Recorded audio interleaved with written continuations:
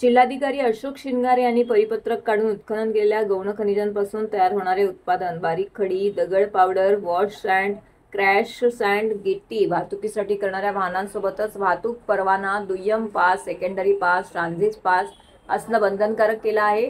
ते नसल्यास दंडनीय करण्याचे कारवाईचे आदेश देखील दिले आहेत। यावर जिल्हाधिकारी शिंगारे यांच्या सूचनेनुसार आज अप्पर जिल्हाधिकारी हरिश्चंद्र पाटील यांच्यासोबत झालेल्या चर्चेत कोणताच निर्णय न झाल्याने महाराष्ट्र ॲग्रीगेट ट्रान्सपोर्ट असोसिएशनने आपली आक्रमक भूमिका स्पष्ट केली आहे। तसेच जिल्हाधिकाऱ्यांनी हे पत्रक तात्काळ मागे घ्यावं, अन्यथा तीव्र आंदोलन करण्याचा इशारा देखील त्यांनी दिला आहे।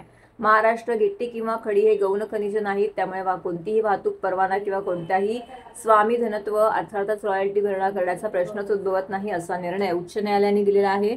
मात्र तरी देखील महसूल विभागाने संबंधित वाहतूक करणाऱ्या वाहनधारकांवरती 2,31,200 रुपये 90% व्याजासह याचिका परत करण्याचे आदेश तहसीलदार वसई यांना न्यायालयाच्या आदेशाने देण्यात आलेले आहेत।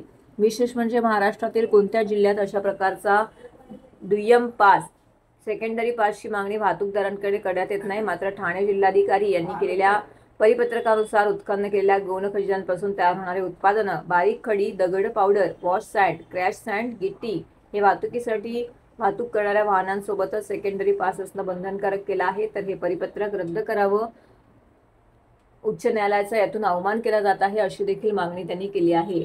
अन्यथा 1 मे रोजी रस्त्यावरती उतरून तीव्र आंदोलन करू असा इशारा देखील त्यांनी दिला आहे। तरी आमच्या नजरेमध्ये एकच टीम आहे, कारण बाकी जर ठाणे कलेक्टरने जर आदेश काढतात, कलेक्टर म्हणजे जर ठाणे जिल्ह्याचा प्रमुख माणूस, जर ह्यांनी जर आदेश काढले तर मला असं वाटतं प्रत्येक तहसीलदारने ऍक्टिव्ह व्हायला पाहिजे होतं। प्रत्येक त्यांच्या ज्या टीम असतील तर ऍक्टिव्ह व्हायला, एकच पथक काय ऍक्टिव्ह होतंय, एकाच पथकाला एवढी कोणती खा झाली की गाड्या पकडण्याची, तेच पथक ऍक्टिव्ह होतंय, तेच पथक गाड्या पकडतंय। आणि बाकीचे जे पण यांचे अपर तहसीलदार असतील, यांचे तहसीलदार असतील, यांचे तलाठी असतील, मंडळाध्यक्ष असतील, हे सुद्धा कन्फ्युज आहेत, कारण ह्यांना सुद्धा माहिती की बाबा यांच्याकडे कोर्टाचे आदेश आहेत आणि याच बेसिसवर मग गाड्या सोडल्यात पहिले। आता ते लोक सांगतात की ना आम्हाला कोर्टाचे आदेश आहेत म्हणून, आणि स्वतः कन्फ्युज आहेत, कारण यांना माहिती आहे गाडीवाल्यांकडे कोर्टाचे आदेश आहेत, कोर्टाच्या आदेशावर आपल्याला गाड्या सोडाव्या लागतील। त्याच्यामुळे फक्त एकच पथक आहे आणि तेच पथक नाटकी करते रस्त्यावरती।